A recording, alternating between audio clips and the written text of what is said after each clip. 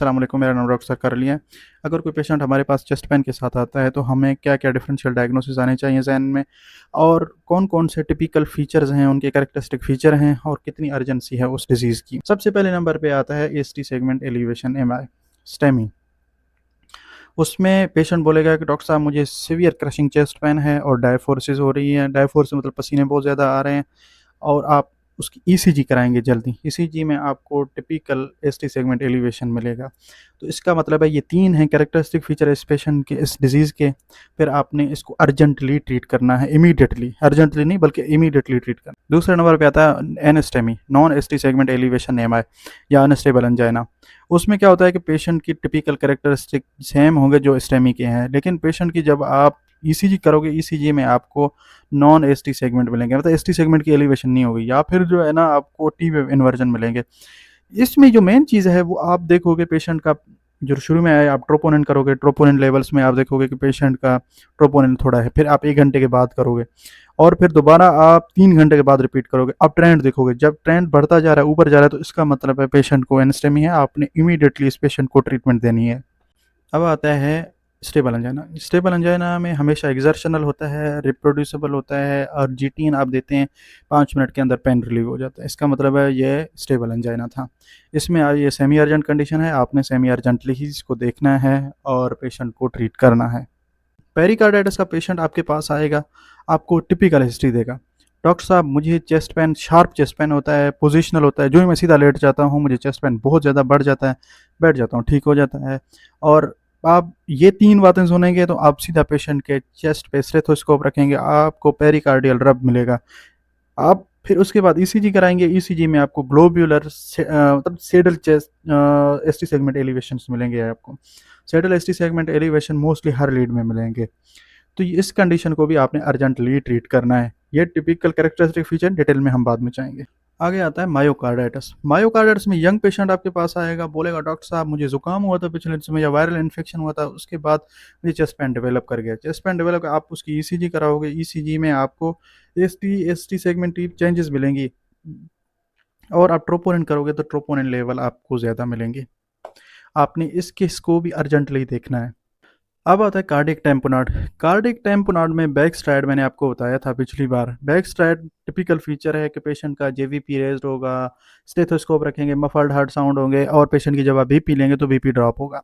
दूसरा फीचर आता है पल्सस पैराडॉक्सिकस। पल्सस पैराडॉक्सिकस क्या है कि जो ही पेशेंट इंस्पायर करेगा greater than the 10 millimetre of mercury, blood pressure drop करेगा पेशेंट का। और तीसरे नंबर पे जो ही आप एक्सरे करेंगे तो आपको जो एक्सरे की सेल आउट है वो बहुत बड़ा हार्ट मिलेगा, आपको ग्लोबुलर हार्ट मिलेगा। तो ये फीचर है, आपने इसमें इमीडिएटली ही पेशेंट को देखना है वरना ये मिनटों के अंदर पेशेंट की डेथ हो जाएगी। अब हम जाएंगे वेस्क्यूलर में। वेस्क्यूलर में सबसे टॉप पे आता है aortic dissection.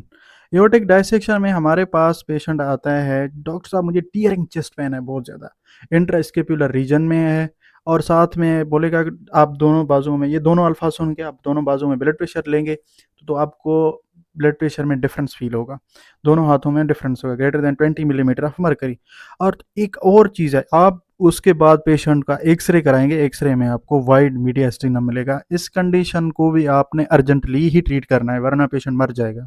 Pulmonary embolism. Pulmonary embolism में क्या होता है, पेशेंट आपको आपके पास आएगा प्लूरेटिक चेस्ट पेन के साथ आएगा, आप जो ही पल्स ऑक्स लगाएंगे सेचुरेशन ड्रॉप कर रही होगी, पेशेंट की हार्ट रेट बहुत ज़्यादा तेज़ होगी, टैकीकार्डिया डेवलप कर चुका होगा और आप सवाल पूछेंगे और देखेंगे कि पेशेंट को डीवीटी के रिस्क फैक्टर्स तो नहीं है। डीवीटी के रिस्क फैक्टर्स में ओबेसिटी आता है, प्रेगनेंसी आता है, इमोबिलिटी काफ़ी लंबे अरसे से, और पेशेंट को कोई स्ट्रोक डेवलप कर गया रिसेंटली, लॉन्ग हॉल फ्लाइट लिया, कोई लंबी फ्लाइट लिया उस पेशेंट ने, उस वजह से उसको डेवलप कर गया होगा, कोई बर्थ कंट्रोल पिल्स तो नहीं ले रहा, और उसके बाद आप देखेंगे कोई कैंसर वगैरह तो नहीं है पेशेंट को, या कोई ट्रॉमा तो नहीं हुआ पेशेंट को। टेंशन निमोथोरिक्स में क्या होता है कि पेशेंट को चेस्ट पेन डेवलप कर जाता है, पेशेंट ब्रेथ साउंड बिल्कुल एब्सेंट होते हैं, पेशेंट की ट्रैकिया एक्साइटेड पे डेविएटेड हुई होती है, पेशेंट हीमोडायनेमिकली कोलैप्स हो रहा होता है। इमीडिएटली आपने पेशेंट को देखना है, पेशेंट वरना मर जाएगा। स्पॉन्टेनियस निमोथोरिक्स।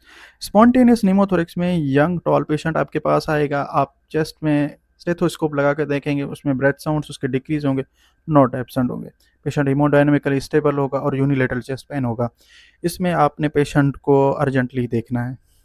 अगला है प्लूराइटिस। प्लूराइटिस में पेशेंट बोलेगा डॉक्टर साहब जो ही मैं सांस अंदर लेता हूँ मेरी पेन वर्स हो जाती है, और ये पहले मोस्टली ये पोस्ट वायरल हो जाता है। और तीसरे नंबर पे जो ये दोनों बातें सुनेंगे आप पेशेंट के चेस्ट पे, आप आस्कल्टेट करेंगे, आपको प्लूरल फ्रैक्शन रब मिलेगा आपको। ये सेमी अर्जेंट कंडीशन है। पेशेंट आएगा फीवर के साथ, पेशेंट को कफ हो रही होगी, प्रोडक्टिव स्पूटम निकल रहा होगा, आप पेशेंट की चेस्ट एक्सरे लेंगे, चेस्ट एक्सरे में आपको कंसोलिडेशन मिलेंगे, इसको भी आपने अर्जेंटली देखना है।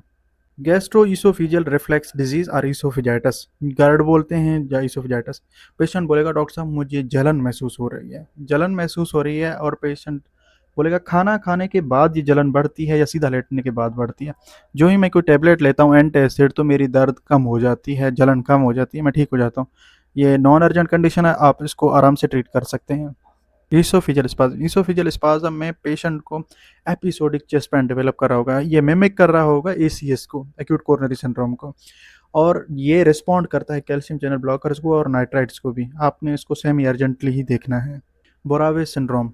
बोरहावे सिंड्रोम में ये होता है कि पेशेंट बोलेगा फोर्सफुल वोमिटिंग के बाद मुझे चेस्ट पेन डेवलप कर गया, और आप सर्जिकल एम्फेसिमा देखेंगे, और आपने चेस्ट एक्सरे कराना, चेस्ट एक्सरे में आपको वाइड एंड मीडिया स्टेनम मिलेगा, और आपने अर्जेंटली इस पेशेंट को इमीडिएटली ट्रीट करना है, इमीडिएटली। कोस्टोकोंड्राइटिस क्या है? कोस्टोकोंड्राइटिस में पेशेंट को पॉइंट टेंडरनेस, दबाने पे दर्द होगा कोस्टोकोंड्रल जंक्शन पे।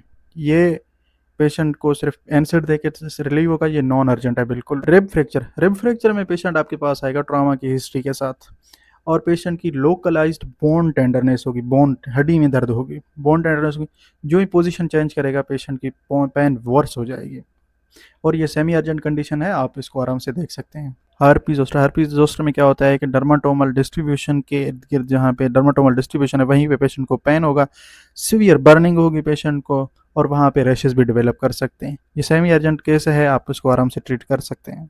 अब आता है लास्ट में पैनिक डिसऑर्डर। पैनिक डिसऑर्डर में ये होता है कि पेशेंट हमारे पास आता है, यंग पेशेंट होगा, हाइपर वेंटिलेट कर रहा होगा, जोर जोर से सांस ले रहा होगा, और बोलेगा मुझे टिंगलिंग सेंसेशन महसूस हो रही है। आप कार्डियक वर्कअप कराओगे, कार्डियक वर्कअप नॉर्मल आएगा, इसका मतलब है कि पेशेंट को पैनिक डिसऑर्डर था।